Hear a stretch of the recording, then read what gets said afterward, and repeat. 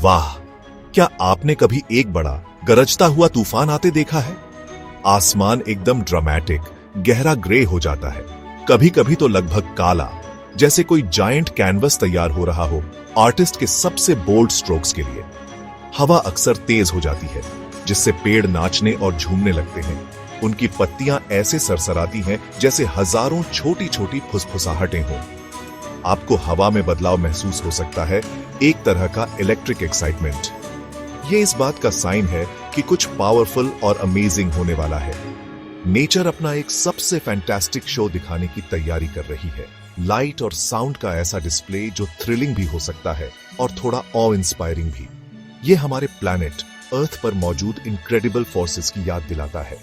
कभी कभी बारिश शुरू होने से पहले ही आप उन काले बादलों को इकट्ठा होते देखते हैं। वो आसमान में जायंट फ्लफी पहाड़ों जैसे दिख सकते हैं, या कभी कभी एक विशाल काले कंबल की तरह जो आसमान पर खींचा जा रहा हो। ये बादल पानी की छोटी छोटी बूंदों और आइस क्रिस्टल से भरे होते हैं, जो ऊपर आसमान में एक दूसरे से टकराते रहते हैं। ये टकराना और रगड़ना बहुत सारी एनर्जी बनाता है, जैसे जब आप गुब्बारे को अपने बालों पर रगड़ते हैं और उससे आपके बाल खड़े हो जाते हैं। एनर्जी का यही बिल्डअप उस अमेजिंग लाइट शो का सीक्रेट इंग्रेडिएंट है, जिसे हम बिजली, लाइटनिंग कहते हैं। तो अगली बार जब आप उन तूफानी बादलों को देखें, तो याद रखना कि वहां ऊपर बहुत सारा साइंस हो रहा है, बिग इवेंट की तैयारी चल रही है। तूफान के दौरान आप बिजली की वो अमेजिंग ब्राइट फ्लैश देखते हैं। वो एक पल में आसमान में कौंध जाती है। फिर आप इंतजार करते हैं, शायद आप गिनते हैं 1, 2, 3, 4 और फिर कड़ाम, गड़गड़ाहट, थंडर आती है। अगर वो तेज हो तो अक्सर आपको चौंका देती है। ये एक कंसिस्टेंट पैटर्न है ना? फ्लैश हमेशा पहले आती है और गड़गड़ाहट की आवाज हमेशा बाद में। ये सिर्फ एक कोइंसिडेंस नहीं है। इन घटनाओं के क्रम के पीछे एक बहुत स्पेसिफिक साइंटिफिक रीजन है। इमेजिन करो, 2 रनर्स हैं, एक सुपर फास्ट है, दूसरा उतना नहीं। अगर वो एक ही जगह से एक ही समय पर दौड़ना शुरू करें, तो आपको क्या लगता है कौन पहले पहुंचेगा? Of course, super fast runner. बिजली और गड़गड़ाहट कुछ कुछ उन 2 रनर्स की तरह है। वो दोनों अपना जर्नी एक ही जगह से शुरू करते हैं, आसमान में वो बिग स्पार्क। लेकिन उनमें से एक आपकी आंखों और कानों तक पहुंचने में बहुत बहुत तेज है। दूर से फायरवर्क्स देखने के बारे में सोचो। आप आसमान में ऊंचे रंगों का ब्यूटीफुल एक्सप्लोजन देखते हैं, लाल, हरे, सुनहरे, सब बाहर की ओर फैलते हुए। और फिर 1 या 2 पल बाद आपको एक्सप्लोजन की बैंग और कड़कड़ाहट सुनाई देती है। ये बिल्कुल वही प्रिंसिपल काम कर रहा है। फायरवर्क डिस्प्ले से लाइट आपकी आंखों तक लगभग इंस्टेंटली पहुंच जाती है, जबकि साउंड को हवा के जरिए आपके कानों तक पहुंचने में थोड़ा ज्यादा समय लगता है। ये एक यूनिवर्सल रूल है, लाइट साउंड की तुलना में स्पीड डीमन है। तो बड़ा सवाल, बिजली पहले क्यों दिखती है? और why is lightning seen first का एक स्ट्रेट फॉरवर्ड जवाब है। जब आप लाइट और साउंड के काम करने के तरीके के बारे में थोड़ा समझ जाते हैं, वो 2 अलग अलग चीजें हैं जो 2 बहुत अलग अलग स्पीड्स पर ट्रैवल करती हैं। एक रॉकेट की तरह है और दूसरी एक फास्ट कार की तरह। दोनों इंप्रेसिव हैं, लेकिन आप तक पहुंचने की रेस में एक हमेशा जीतेगा। स्पीड में इस अंतर को समझना ही फ्लैश बिफोर द बूम के मिस्ट्री को अनलॉक करने की की है। आखिर बिजली है क्या? उन तूफानी बादलों को इमेजिन करो जिनके बारे में हमने बात की थी, जो छोटे छोटे आइस क्रिस्टल्स और पानी की बूंदों से भरे होते हैं। वहां ऊपर ये पार्टिकल्स तेजी से घूम रहे होते हैं, एक दूसरे से टकराते और रगड़ते रहते हैं। ये कांस्टेंट मोशन स्टैटिक इलेक्ट्रिसिटी पैदा करता है, बिल्कुल वैसे ही जैसे जब आप कारपेट पर अपने पैर घिसते हैं और फिर दरवाजे की कुंडी छूने पर हल्का सा शॉक लगता है। तूफानी बादल में स्टैटिक इलेक्ट्रिसिटी का यह बिल्डअप बहुत बड़ा हो जाता है। बादल का ऊपरी हिस्सा अक्सर पॉजिटिवली चार्ज्ड हो जाता है और बादल का निचला हिस्सा नेगेटिवली चार्ज्ड। ये आसमान में एक जायंट बैटरी की तरह है जो सारी एनर्जी स्टोर कर रही है। जब बादल के निचले हिस्से और जमीन के बीच या बादल के अलग अलग हिस्सों के बीच चार्ज का डिफरेंस बहुत ज्यादा हो जाता है, तो हवा उसे और रोक नहीं पाती और फिर जैप, वो सारी स्टोर्ड अप इलेक्ट्रिकल एनर्जी एक मैसिव स्पार्क के रूप में निकलती है। ये स्पार्क ही वो है जिसे हम बिजली, लाइटनिंग के रूप में देखते हैं। ये एक जायंट इलेक्ट्रिकल डिस्चार्ज है जो या तो बादल और जमीन के बीच या 2 बादलों के बीच या फिर एक ही बादल के अंदर ट्रैवल करता है। ये स्पार्क ये लाइटनिंग बोल्ट अपने आसपास की हवा को इनक्रेडिबली हाई टेम्परेचर तक गर्म कर देता है। हम सूरज की सतह से भी ज्यादा गर्म टेम्परेचर्स की बात कर रहे हैं। ये इंटेंस हीट एक सेकंड के बहुत छोटे से हिस्से में होती है, लेकिन यही बिजली को इतना ब्रिलियंटली ब्राइट बनाती है। हवा का ये रैपिड हीटिंग और एक्सपेंशन न सिर्फ लाइट के लिए बल्कि उसके बाद आने वाली साउंड के लिए भी क्रूशियल है, जिस पर हम बहुत जल्द आएंगे। अब जब हम जान गए हैं कि बिजली क्या है, वो super hot super bright electrical spark, तो चलिए बात करते हैं उसके नॉइजी पार्टनर की, गड़गड़ाहट, थंडर। वो बड़ा सा बूम कहां से आता है? याद है हमने कहा था कि बिजली अपने आसपास की हवा को सूरज की सतह से भी ज्यादा गर्म कर देती है। ये हीटिंग इनक्रेडिबली फास्ट होती है, सिर्फ एक सेकंड के बहुत छोटे से हिस्से में। जब कोई चीज इतनी जल्दी इतनी गर्म हो जाती है तो वो फैलती, एक्सपैंड्स है। माइक्रोवेव में पॉपकॉर्न के बारे में सोचो, गर्मी से दाना एक्सपैंड होता है और फूटता पॉप है। बिजली के आसपास की हवा भी कुछ ऐसा ही करती है, लेकिन बहुत बहुत बड़े स्केल पर। यह सुपर हीटेड हवा जोरों से बाहर की ओर फैलती, एक्सपैंड्स है, एक शॉक वेव बनाती हुई। ये अपने आसपास की हवा को ट्रेमेंडस फोर्स से धकेलती है। हवा का ये रैपिड एक्सपेंशन और कंप्रेशन पावरफुल साउंड वेव्स बनाता है। इन्हीं साउंड वेव्स को हम गड़गड़ाहट, थंडर के रूप में सुनते हैं। तो थंडर असल में बिजली गिरने से गर्म हुई हवा के रैपिड एक्सपेंशन से पैदा होने वाली साउंड है। ये ऐसा है जैसे बिजली से निकली एनर्जी की वजह से आसमान जोर से ताली बजा रहा हो या जोर से गरज रहा हो। थंडर की आवाज बहुत अलग अलग हो सकती है ना? कभी कभी ये एक तीखी तेज क्रैक होती है। ये आमतौर पर तब होता है जब बिजली आपके काफी करीब गिरी हो। दूसरी बार थंडर एक लंबी धीमी रंबल होती है जो काफी देर तक चलती रहती है। यह अक्सर तब होता है जब बिजली दूर होती है या जब साउंड वेव्स पहाड़ों, पहाड़ियों या हवा की पेड़ों से टकराकर आई हो। Section 5, the great race, light versus sound. ठीक है साइंस फैंस, चलिए मुद्दे की बात पर आते हैं। लाइट और साउंड के बीच अ ग्रेट रेस। हम जानते हैं कि बिजली यानी लाइट और गड़गड़ाहट यानी साउंड लगभग एक ही पल में बनते हैं। इमेजिन करो, एक रेस के लिए स्टार्टिंग पिस्टल फायर हो रहा है। जब वो लाइटनिंग बोल्ट चमकता है तो लाइट और साउंड दोनों स्टार्टिंग लाइन पर होते हैं। लेकिन जैसा कि हमने देखा है, लाइट हमेशा ये रेस जीतती है, और वो भी ह्यूज मार्जिन से। ये एक रेसिंग कार की तुलना किसी बहुत बहुत धीरे चलने वाले इंसान से करने जैसा है। स्पीड के मामले में कोई मुकाबला ही नहीं है। लाइट यूनिवर्स की अनडिस्प्यूटेड स्पीड चैंपियन है। ये इनक्रेडिबली फास्ट ट्रैवल करती है, इतनी फास्ट कि इमेजिन करना भी मुश्किल है। जब बिजली चमकती है तो उससे निकली लाइट हवा में तेजी से गुजरती है और आपकी आंखों तक लगभग इंस्टेंटेनियसली पहुंच जाती है। भले ही तूफान कई मील दूर हो, लाइट को उतनी दूरी तय करने में इतना कम, इतना मिनिस्क्यूल टाइम लगता है कि हम प्रैक्टिकली कह सकते हैं कि वो ठीक उसी पल पहुंचती है जब बिजली चमकती है। ये आपकी आंखों के लिए एक इमीडिएट डिलीवरी सर्विस की तरह है, जो बिना किसी डिले के बिजली गिरने की विजुअल न्यूज आप तक पहुंचाती है।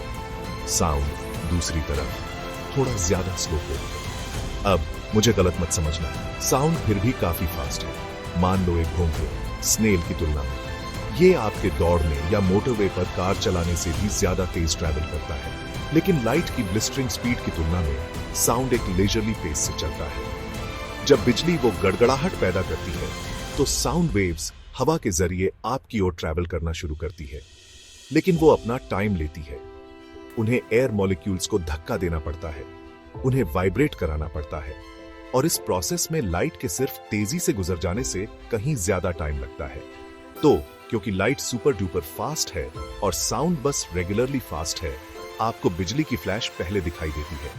आपकी आंखों को मैसेज लगभग तुरंत मिल जाता है, फिर आपको गड़गड़ाहट की साउंड के हवा के जरिए आपके कानों तक पहुंचने का इंतजार करना पड़ता है। Section 6, understanding speed, how fast is fast. चलिए इन स्पीड्स को कुछ नंबर्स देते हैं, बस ये देखने के लिए कि ये असल में कितनी अमेजिंग है। लाइट लगभग 2,99,792 99,792 किलोमीटर्स पर सेकंड की माइंड बॉगलिंग स्पीड से ट्रैवल करती है। यह सिर्फ एक छोटे से सेकंड में लगभग 3,03,000 किलोमीटर्स है। इसे पर्सपेक्टिव में रखने के लिए लाइट एक सेकंड में पूरी अर्थ के साथ 7 से ज्यादा चक्कर लगा सकती है। वाओ, ये अनबिलीवेबली फास्ट है। ये इतनी फास्ट है कि अर्थ पर रोजमर्रा की दूरियों के लिए, जैसे कुछ मील दूर बिजली गिरते देखना, लाइट का ट्रैवल टाइम प्रैक्टिकली 0 होता है। ये आपके पलक झपकने से पहले वहां पहुंच जाती है। अब चलिए साउंड की स्पीड पर विचार करते हैं। साउंड हवा में लगभग 343 मीटर्स पर सेकंड की कहीं ज्यादा मॉडेस्ट स्पीड से ट्रैवल करती है। ये लगभग 0.343 किलोमीटर्स पर सेकंड है। तो जहां लाइट लगभग 3,03,000 किलोमीटर्स पर सेकंड की रफ्तार से भाग रही है, वहीं साउंड सिर्फ 1 किलोमीटर के तिहाई थर्ड हिस्से से कुछ ज्यादा स्पीड से धीरे धीरे चल रही है। आप देख सकते हैं कि कितना मैसिव डिफरेंस है। लाइट हवा में साउंड से लगभग 10 लाख मिलियन गुना तेज है। इसीलिए बिजली देखने और गड़गड़ाहट सुनने के बीच का डिले काफी नोटिसेबल हो सकता है, खासकर अगर तूफान थोड़ा दूर हो। इसे ऐसे सोचें, अगर बिजली 1 किलोमीटर दूर गिरती है तो लाइट आप तक लगभग 0.0000033 सेकंड्स में पहुंच जाती है। ये 1 सेकंड का 30 लाखवां 3 मिलियंस हिस्सा है। आप निश्चित रूप से उस छोटे से डिले को नोटिस नहीं करेंगे। हालांकि उसी बिजली गिरने से पैदा हुई गड़गड़ाहट की साउंड को उस 1 किलोमीटर की दूरी तय करने में लगभग 3 सेकंड्स लगेंगे, क्योंकि साउंड लगभग 3 सेकंड्स में 1 किलोमीटर या 5 सेकंड्स में 1 मील ट्रैवल करती है। तो आप फ्लैश देखेंगे, गिनेंगे 1 मिसिसिपी, 2 मिसिसिपी, 3 मिसिसिपी और फिर आपको गड़गड़ाहट सुनाई देगी। ये एक ऐसा डिले है जिसे आप आसानी से परसीव कर सकते हैं। स्पीड में ये अंतर सिर्फ बिजली और गड़गड़ाहट के लिए नहीं है, ये हर उस चीज पर लागू होता है जो लाइट और साउंड दोनों पैदा करती है। अगर आप दूर कोई एक्सप्लोजन देखते हैं तो आपको बूम सुनने से बहुत पहले एक्सप्लोजन से निकली लाइट की फ्लैश दिखाई देगी। Section 7 become a storm detective counting the seconds. यहां एक बहुत ही बढ़िया ट्रिक है जो इस साइंस का इस्तेमाल करती है, क्योंकि हम साउंड की अप्रॉक्सीमेट स्पीड जानते हैं और हम जानते हैं कि लाइट लगभग इंस्टेंटली पहुंच जाती है। हम असल में एस्टिमेट लगा सकते हैं कि तूफान कितनी दूर है। आप एक स्टॉर्म डिटेक्टिव बन सकते हैं। आपको बस अपनी आंखें, अपने कान और गिनने की एबिलिटी चाहिए। ये रियल लाइफ में साइंस का इस्तेमाल करने का एक सिंपल और फन तरीका है, खासकर जब आप तूफान को किसी सेफ जगह से देख रहे हो। ऑफ कोर्स याद रखें, तूफान के दौरान सेफ्टी फर्स्ट। हमेशा घर के अंदर या किसी सेफ शेल्टर में रहें। तो इसे ऐसे करना है, अगली बार जब आप बिजली की फ्लैश देखें तो तुरंत सेकंड्स गिनना शुरू कर दें। आप 1001, 1002, 1003 और ऐसे ही गिन सकते हैं, क्योंकि ये सेकंड्स का अनुमान लगाने का एक अच्छा तरीका है। तब तक गिनते रहें जब तक आपको उस फ्लैश ऑफ लाइटनिंग से जुड़ी गड़गड़ाहट सुनाई न दे। सही गड़गड़ाहट को सही फ्लैश से मैच करना इंपॉर्टेंट है, खासकर अगर बहुत सारी बिजली चमक रही हो। जैसे ही आपको बूम सुनाई दे, गिनना बंद कर दें। आपने जितने सेकंड्स गिने वही आपके कैलकुलेशन के लिए की इंफॉर्मेशन है। अब साइंस वाला पार्ट। साउंड लगभग 3 सेकंड्स में 1 किलोमीटर या लगभग 5 सेकंड्स में 1 मील ट्रैवल करती है। तो अगर आप किलोमीटर्स में दूरी जानना चाहते हैं तो गिने हुए सेकंड्स की संख्या को 3 से डिवाइड करें। फॉर एग्जाम्पल, अगर आपने बिजली की फ्लैश और गड़गड़ाहट के बीच 9 सेकंड्स गिने तो तूफान लगभग 9 डिवाइडेड बाय 3 यानी 3 किलोमीटर दूर है। ये काफी स्ट्रेट फॉरवर्ड है ना? इससे आपको अच्छा आइडिया मिल जाता है कि तूफान पास आ रहा है या दूर जा रहा है। अगर आप माइल्स में सोचना पसंद करते हैं तो गिने हुए सेकंड्स की संख्या को 5 से डिवाइड करें। तो अगर आपने फ्लैश और बूम के बीच 10 सेकंड्स गिने तो बिजली लगभग 10 डिवाइडेड बाय 5 यानी 2 मील दूर गिरी। ये एक हैंडी रूल ऑफ थंब है जिसे कभी कभी फ्लैश टू बैंग मेथड भी कहते हैं। ये परफेक्टली एग्जैक्ट नहीं है, क्योंकि साउंड की स्पीड, एयर टेम्परेचर और ह्यूमिडिटी के आधार पर थोड़ी बदल सकती है, लेकिन रोजमर्रा के पर्पसेस के लिए ये एक बहुत अच्छा एस्टिमेट है। तो अगली बार जब तूफान आए तो इसे ट्राई करना और अपने फ्रेंड्स को अपने साइंटिफिक नॉलेज से इंप्रेस करना। Section 8 nature's amazing performance a recap. तो चलिए जल्दी से रिकैप करते हैं कि हमने नेचर के incredible light and sound show के बारे में क्या सीखा।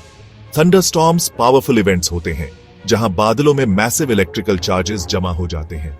जब ये चार्जेस बहुत ज्यादा हो जाते हैं तो वे एक जायंट स्पार्क छोड़ते हैं। वही ब्रिलियंट फ्लैश ऑफ लाइटनिंग है जो हम देखते हैं। ये बिजली इनक्रेडिबली हॉट होती है, सूरज की सतह से भी ज्यादा गर्म, और ये इंटेंस हीट बिजली के आसपास की हवा को एक्सप्लोसिवली फास्ट फैलाती, एक्सपैंड है। ये आसमान में एक छोटे सुपर फास्ट एक्सप्लोजन की तरह है जो एक डैजलिंग विजुअल इफेक्ट पैदा करता है। हवा का ये rapid expansion powerful sound waves बनाता है, और इन्हीं साउंड वेव्स को हम गड़गड़ाहट, थंडर के रूप में सुनते हैं। तो बिजली, द लाइट, और गड़गड़ाहट, द साउंड, असल में लगभग एक ही पल में और एक ही इवेंट से बनते हैं। वे एटमॉस्फेयर में उस पावरफुल इलेक्ट्रिकल डिस्चार्ज से एक साथ पैदा हुए ट्विंस की तरह है। एक वो है जो हम देखते हैं, लाइट की एक ब्रिलियंट स्ट्रीक, और दूसरा वो है जो हम सुनते हैं, एक जोरदार दहाड़, माइटी रोर, या एक लंबी धीमी गड़गड़ाहट, रंबल। दोनों ही हमारे ऊपर उस इनक्रेडिबल एनर्जी रिलीज के डायरेक्ट रिजल्ट्स हैं। हम बिजली को गड़गड़ाहट सुनने से पहले क्यों देखते हैं? इसका सारा श्रेय एक कॉस्मिक स्पीड रेस को जाता है। लाइट यूनिवर्स में सबसे तेज चीज है जो लगभग यूनिमैजिनेबल स्पीड से ट्रैवल करती है। ये बिजली गिरने की जगह से हमारी आंखों तक वर्चुअली इंस्टेंटेनियसली पहुंच जाती है। साउंड तेज होने के बावजूद हवा में बहुत बहुत धीरे ट्रैवल करती है। ये बिजली के सोर्स से हमारे कानों तक पहुंचने में अपना टाइम लेती है। स्पीड में इस अंतर का मतलब है कि लाइट हमेशा रेस जीतती है, पहले पहुंचती है और उसके कुछ सेकंड्स बाद साउंड आती है। और क्या ये कूल नहीं है कि हम इस नॉलेज का इस्तेमाल कर सकते हैं? बिजली की फ्लैश और गड़गड़ाहट की आवाज के बीच सेकंड्स गिनकर हम एस्टिमेट लगा सकते हैं कि तूफान कितनी दूर है। ये लाइट और साउंड की अलग अलग स्पीड्स को समझने का एक प्रैक्टिकल एप्लीकेशन है। ये दिखाता है कि हमारे आसपास की दुनिया को ऑब्जर्व करने और सिंपल क्वेश्चंस पूछने से कैसे फैसिनेटिंग साइंटिफिक डिस्कवरीज हो सकती हैं। नेचर ऐसे अमेजिंग फिनोमेना से भरी हुई है और उनके बारे में सीखकर हम दुनिया की और भी ज्यादा अप्रिशिएट कर सकते हैं। तूफान सिर्फ नॉइज और लाइट नहीं है, वे एक्शन में इनक्रेडिबल फिजिक्स का डेमोन्स्ट्रेशन है। Section 8, nature's amazing performance. A recap. Thunderstorms powerful events होते हैं जहां बादलों में मैसिव इलेक्ट्रिकल चार्जेस जमा हो जाते हैं। जब ये चार्जेस बहुत ज्यादा हो जाते हैं तो वे एक जायंट स्पार्क छोड़ते हैं। वही ब्रिलियंट फ्लैश ऑफ लाइटनिंग है जो हम देखते हैं। ये बिजली इनक्रेडिबली हॉट होती है, सूरज की सतह से भी ज्यादा गर्म, और ये इंटेंस हीट बिजली के आसपास की हवा को एक्सप्लोसिवली फास्ट फैलाती, एक्सपैंड है। हवा का ये rapid expansion powerful sound waves बनाता है, और इन्हीं साउंड वेव्स को हम गड़गड़ाहट, थंडर के रूप में सुनते हैं। तो बिजली, द लाइट, और गड़गड़ाहट, द साउंड, असल में लगभग एक ही पल में और एक ही इवेंट से बनते हैं। वे एटमॉस्फेयर में उस पावरफुल इलेक्ट्रिकल डिस्चार्ज से एक साथ पैदा हुए ट्विंस की तरह है।